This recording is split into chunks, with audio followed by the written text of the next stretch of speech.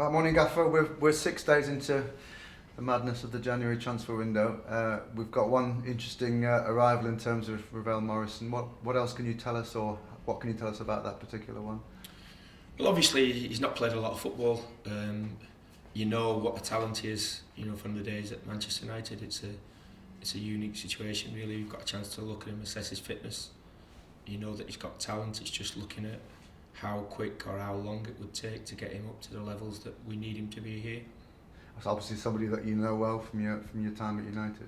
Yeah, unbelievably talented player, you know, and there's not that many players that we've seen over that time. You know, he's coming through an era where Pogba and Lingard and the Keanes were playing, and he was possibly the star player, you know, ability-wise. So it's worth a look at and worth assessing where he's at really at this stage of his career.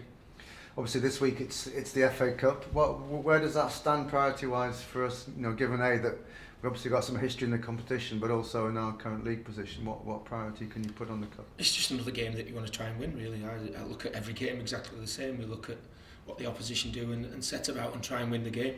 And I think it's no different, the fact it's a cup game, than any other game. We want to get some win under our belt. We want to show the fans that we can win, and I don't think it's any different. The fact that it's a cup game, it's another team in our league to test ourselves against. It's just another game that we want to win, really. And you implied the other day rotation is not something which is really an option at the moment anyway, but well, we've not got a lot of bodies available. You know, the subs have mainly been young players. I still think we're trying to embed systems in place and ways of playing, and there's a lot of things that are good. It's just getting that extra little bit of detail to see us over the line to get us a win at the minute. I can't fault the players' effort and commitment in the games, you know, and a lot of good play, but just the last little bit of the finishing, you know, has caught us out, and still we have to eradicate silly mistakes that are costing us goals. What sort of challenge are Forest going to pose? Well, like I say, it's another team in our league, so it's difficult maybe to predict what their team is because they've had that many rotations of players and systems in the last few weeks. But we know that they've got a lot of good players who, you know, are capable of doing well at championship level. So it's another good test for us just to see how we're evolving as a team.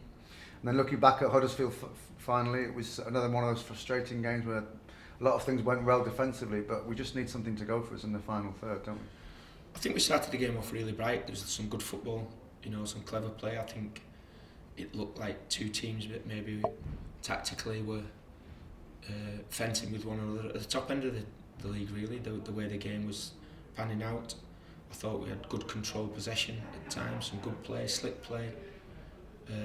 Just bitterly disappointed that we end up with nothing, you know, in a game where you're looking to just edge. I thought we just about edged it and maybe deserved 3 points and end up with nothing again.